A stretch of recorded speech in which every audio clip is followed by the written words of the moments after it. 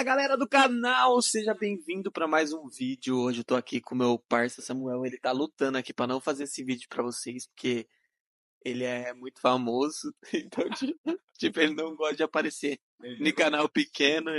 O cara fica com vergonha, mano, de aparecer aqui no canal. Sério que você tem vergonha mesmo, Samuel? Mas vergonha do quê, mano? Sim, velho. Ó, hoje eu quero falar com vocês um assunto muito top, porque eu e o Samuel tava aqui comendo uma pizza bem top. E do nada eu fui mostrar pra ele o vídeo que eu fiz, o vídeo anterior aí. E em uma parte do vídeo eu falei que nas pregações, na maioria das pregações ali dentro da antiga denominação no qual eu participava, eles pregavam bastante aquela parte do Senhor teu pastor, nada te faltará. E aí o Samuel tava falando, né, Samuel, que a galera usa muito essa passagem bíblica para poder pregar a teologia da prosperidade, né? Uhum. Tipo, eles falam, o Senhor teu pastor nada te faltará, então, tipo, nada vai te faltar. Aí o Samuel tava me falando aqui algo muito legal, tipo, fala aí pra galera. E aí, pessoal? Eu sou o Samuel. O William me pegou aqui no gancho. Eu tenho muita vergonha, mas vamos lá. É, esse versículo, a, a maioria das pessoas que está na igreja há muitos anos aprendeu literalmente com esse sentido. O Senhor é meu pastor e nada me faltará. E eu já vi muita gente, inclusive, pregando a respeito desse sentido de o Senhor é teu pastor, então você vai ser suprido em tudo. Nada vai te faltar, entendeu? Porque Ele é o teu pastor. Só que quando você aprende ah, de uma outra forma, como esse versículo ele é traduzido e interpretado, as coisas mudam bastante. Sai de o Senhor é meu pastor e nada me faltará para o Senhor é meu pastor e de nada terei falta. Então não é que as coisas vão te faltar porque o Senhor é teu pastor, é que você tendo Ele como teu pastor, você não sente falta de mais nada. Então, o Senhor é meu pastor e eu não preciso de mais nada, porque Ele me supre em tudo. Né? E tipo assim, você tinha falado que algumas traduções tem o Senhor teu pastor nada te faltará. E qual que é a tradução que você olhou aí no seu celular que tem o Senhor teu pastor e nada há de me faltar ou nada? A própria NVI. A NVI, ela tipo, tá com essa tradução. O Senhor é meu pastor e de nada eu terei falta. Muda muito o sentido, é outro entendimento, né? Com certeza. E, tipo assim, eu tenho absoluta certeza que se você for pegar no grego, no inglês, é esse sentido que eles querem transmitir, né? Exatamente.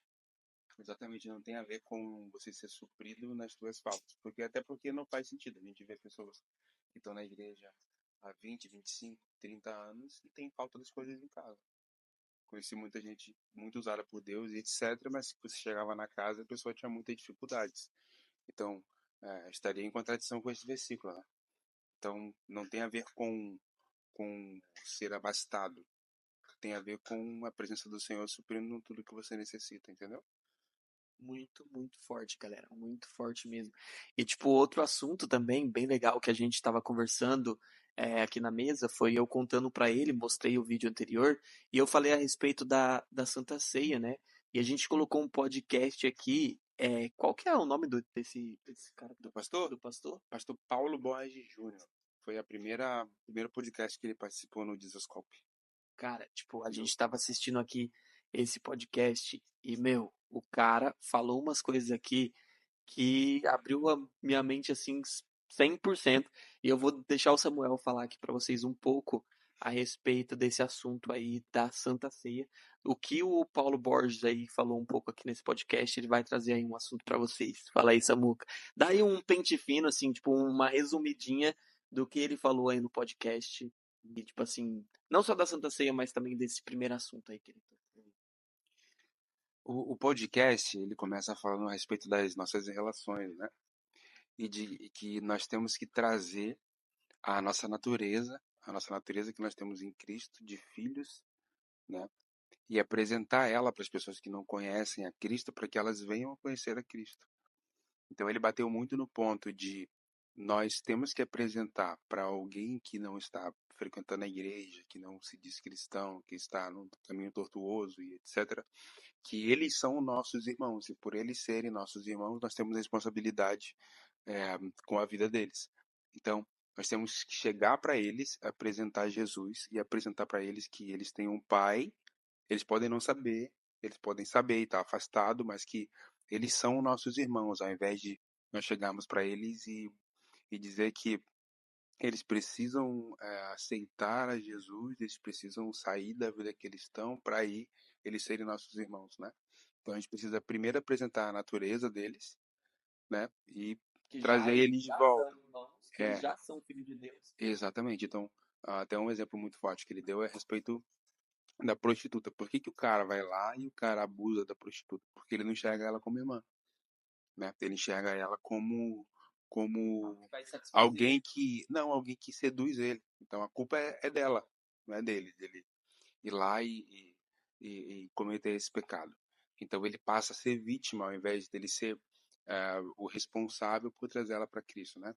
Então é a mentalidade de menino, não a de homem, né? Então quem tem a mentalidade de homem vai ter responsabilidade sobre ela, porque reconhece que ela é a nossa irmã, né? E aí, tipo, reconhecendo ela como sua irmã, você não vai querer fazer. Muito pelo contrário, se você tem uma irmã na nossa vida, né? Carnal, que é uma prostituta, você vai fazer de tudo para que ela saia dessa vida. Por quê? Porque ela é a tua irmã. Então nós temos que apresentar primeiro para essas pessoas a natureza delas e apresentar Cristo para elas, para que elas venham se aproximar de Cristo e venham reconhecer Cristo e venham para, né, para seguir Jesus, para seguir a Cristo, né? E não, tipo, essa mentalidade de que nós temos que pregar e se eles aceitarem, se eles Se largarem eles largar aquela aquela vida, vida, eles é, se eles, transformam nossos eles irmãos. podem ser nossos irmãos, né? Então, não, eles são nossos irmãos. Eles podem não saber, mas eles são nossos irmãos e nosso papel é de responsabilidade com eles, né? Ao invés de vítimas. De vítimas. Muito top. Exato. E muito pesado, cara. Nossa, nós estava vendo aqui, o negócio é muito legal. E o outro assunto que ele fala bastante também é na parte da ceia, né? Que muitas pessoas ali, ao participar da ceia, faz essa oração. Nós aprendemos, né? Principalmente É uma na continuação, né? uma continuação, tipo, Uma que vai, família. vai levando, assim, tipo, de geração para geração, que nós aprendemos a fazer uma oração assim, Senhor, eu sou digno a comer, tomar a ceia, tipo assim, se eu não tiver em pecado, se eu não tiver em erro, eu vou lá e posso tomar a ceia, né? Baseado em que versículo? Fala aí um pouco do versículo. Não, eu acho que é daquela parte do examine-se, pois, o homem a si mesmo, e assim como ele se põe, bebe esse cálice, mas o ponto central da ceia é nós discernirmos o corpo do Senhor, né? É a gente ter a comunhão. É por isso que a ceia era numa mesa, sentado, e todo mundo repartia o pão e passava um para o outro. E eles ceavam ali com Jesus. Então, o sentido principal da ceia é a gente discernir, a gente olhar para a nossa vida e vermos se nós temos condição de repartir o pão com o nosso irmão, né? Bem E comum. não essa essa mentalidade ou essa atitude, como é que eu posso dizer? Atitude. Não, é tipo de olhar para si mesmo e falar assim, não, eu posso comer o pão e beber o cálice porque eu não estou em pecado. Se você fosse 100% santo, se você é, conseguisse se santificar por si mesmo, Jesus não precisaria ter morrido, né? Exatamente. Então é Exatamente. para a gente discernir o corpo e dividir com o nosso irmão, não olhar para você e ver se você tem o direito de ir lá e pegar um pedaço do corpo do Senhor, porque a gente nunca vai ter esse direito. Nunca vai ter. Entende? E automaticamente muitas pessoas assim, fazendo essa oração e se examinando e se achando digno de ir Uhum. lá e tomar. Ah, não, eu posso tomar porque eu não cometi pecado, eu sou certo, então eu vou tomar. Ele acaba também se vangloriando, né? Tipo, como Exatamente. se ele fosse o coisa Exatamente. e tira toda a responsabilidade de viver em comunhão. Exato. Tipo, Nós somos salvos pela graça, não por nossas obras. exatamente. Então, isso diz muito, né? Se for pela. Então, eu examinei minhas obras, eu posso pegar um pedaço do pão e beber o cálice. Não faz muito sentido, né? Porque a gente acredita. Isso é muito, muito forte, cara. E muda toda a concepção assim do que acreditamos sobre a ceia e sobre viver em comunhão com a Uhum. igreja, participar da comunhão de Cristo, né? Tipo do corpo. O corpo é o quê? O corpo é a igreja, né? Tipo Exato. E assim, é não é claro só. que todo corpo tem suas regras, etc. Então, não é qualquer pessoa que vai poder chegar, eu nunca fui na igreja, eu não frequento igreja nenhuma, eu não me considero cristão, vai chegar e vai comer o pão junto. Não, ele precisa fazer parte da comunidade, né? E precisa entender as regras que existem ali para ele poder fazer parte do corpo, para ele poder participar, inclusive, dessa festa, né? Dessa cerimônia que tem nas igrejas. Mas a questão é que não tem a ver com um ato individual seu de olhar para si mesmo e dizer eu tenho o direito de comer um pedaço do pão e beber o cálice. Não, tem a ver com repartir, né, com compartilhar. É isso. Top demais, cara, top demais. Pessoal, fiz esse videozinho curto pra vocês. O Samuel vai lá no podcast.